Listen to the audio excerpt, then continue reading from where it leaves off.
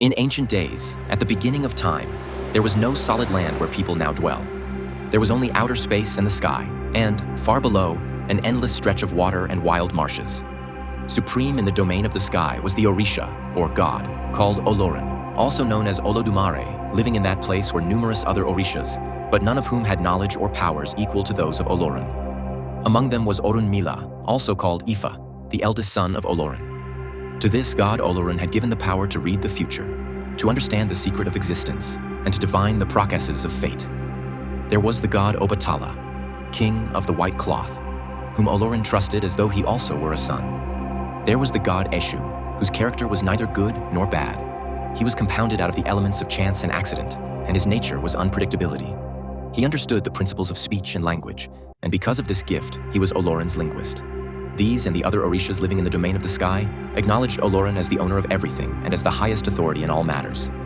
Also living there was Agemo, the chameleon, who served Olorun as a trusted servant. Down below, it was the female deity Olokun, who ruled over the vast expanses of water and wild marshes, a gray region with no living things in it.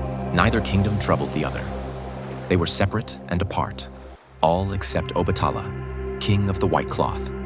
He alone looked down on the domain of Olokun and pondered on it, saying to himself, "Everything down there is a great wet monotony. It does not have the mark of any inspiration or living thing." And at last he went to Olorun and said, "The place ruled by Olokun is nothing but sea, marsh, and mist. If there were solid land in that domain, fields and forests, hills and valleys, surely it could be populated by Orishas and other living things." Olorun answered, "Yes, it would be a good thing to cover the water with land, but it is an ambitious enterprise. Who is to do the work, and how should it be done?" Obatala said, "I will undertake it. I will do whatever is required." He left Olorin and went to the house of Orunmila, who understood the secrets of existence, and said to him, "Your father has instructed me to go down below and make land. You, Orunmila, who can divine the meanings of all things, instruct me further. How may this work be done?" Orunmila brought out his divining tray and cast 16 palm nuts on it. He read their meanings by the way they fell. He gathered them up and cast again reading their meanings, and said, "These are the things you must do. Descend to the watery wastes on a chain of gold, taking with you a snail shell full of sand, a white hen to disperse the sand, a black cat to be your companion, and a palm nut. That is what the divining figures tell us." Obatala went next to the goldsmith and asked for a chain of gold long enough to reach from the sky to the surface of the water. The goldsmith asked, "Is there enough gold in the sky to make such a chain?" Obatala answered, "Yes, begin your work. I will gather the gold." Departing from the forge of the goldsmith, Obatala went then to Orunmila, Eshu, and the other gods, asking each of them for gold. They gave him whatever they had. Some gave gold dust, some gave rings. When the chain was finished, he took it to Obatala. Obatala said, "Now I am ready." He fastened the hook on the edge of the sky and lowered the chain. Orunmila gave him the things that were needed. Then Obatala gripped the chain with his hands and feet and began the descent. The chain was very long. When he had descended only half its length, Obatala saw that he was leaving the realm of light and entering the region of grayness. A time came when he heard the wash of waves and felt the damp mists rising from Olokun's domain. He reached the end of the golden chain, but he was not yet at the bottom. So Obatala took the snail shell from the knapsack at his side and poured out the sand. He then dropped the hen where he had poured the sand. The hen began at once to scratch at the sand and scatter it in all directions. Wherever the sand was scattered, it became dry land. Because it was scattered unevenly, the sand formed hills and valleys. When this was accomplished, Obatala let go of the chain and came down and walked on the solid earth that had been created. The land extended in all directions, but still it was barren of life. Obatala named the place where he had come down Ife. He built a house there. He planted his palm nut, and a palm tree sprang out of the earth. It matured and dropped its palm seeds. More palm trees came into being. Thus there was vegetation at Ife. Obatala lived on, with only his black cat as a companion. After some time had passed, Olorin the sky god wanted to know how Obatala's expedition was progressing. He instructed Agemo the chameleon to descend the golden chain. Agemo went down. He found Obatala living in his house at Ife. He said, "Olorin instructed me this way." He said, "Go down, discover for me how things are with Obatala. That is why I am here." Obatala answered, "As you can see, the land has been created, and palm groves are plentiful. But there is too much grayness. The land should be illuminated." Agemo returned to the sky and reported to Olorun what he had seen and heard.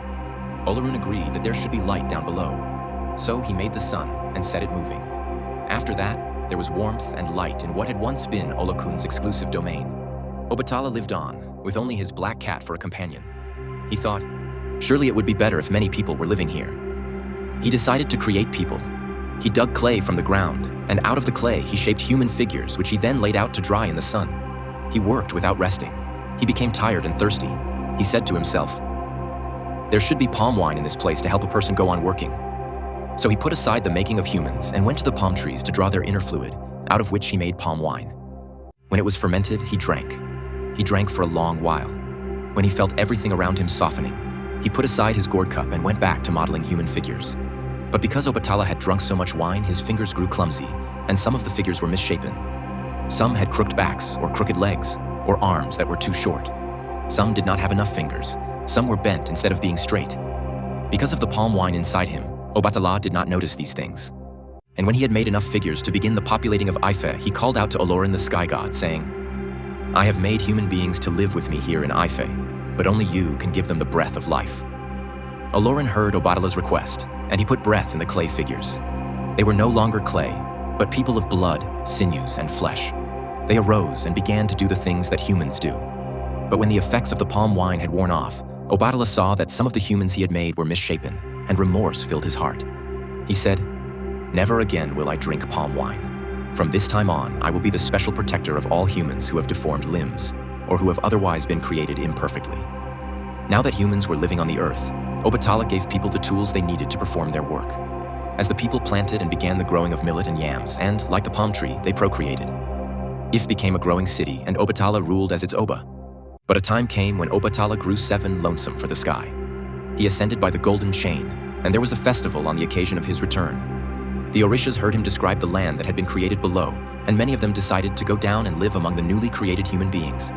Thus many Orishas departed from the sky. As for Obatala, he rested in the sky for some time. After that, whenever he wanted to know how things were going at Ife, he returned for a visit. The city of Ife lived on. But Olokun, the Orisha of the sea on whose domain land had been created, was angry and humiliated. And so, one time when Obatala was resting in the sky, Olokun decided to destroy the land and replace it again with water. She sent great waves rushing against the shores and flooded the low ground everywhere, causing marshes to reappear on every side. She inundated the fields where humans were growing their crops and drowned many of the people of Ife. All that Obatala had created was disappearing, and mankind was suffering. The people called for help from Obatala, but he did not hear them. So they went to the Orisha Eshu, who now lived on earth, and begged him to carry to Obatala word of the disaster that was overwhelming them. Eshu said to them, "Where is the sacrifice that should accompany the message?" They brought a goat and sacrificed it, saying, "This is the food for Obatala." But Eshu did not move. He said, "Where is the rest one?" The people said, "We do not understand you. Have we not brought a sacrifice for Obatala?" Eshu answered, "You ask me to make a great journey. You ask me to be your linguist. Does not a person make a gift to the lowliest of messengers? Give me my part, then I will go." So the people gave a sacrifice to Eshu, after which he left them and went up to the sky to tell Obatala what was happening to the land and the people over which he ruled. Obatala was troubled. He was not certain how to deal with Olokun. He went to the Orisha Orunmila to ask for advice.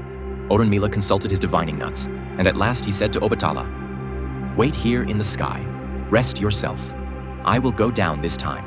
I will turn back the water and make the land rise again." Orunmila was the oldest son of Olorun. He had the knowledge of medicine, and he had many other powers as well. He used his powers in Ife, causing Olokun's waves to weaken and the marshes to dry up.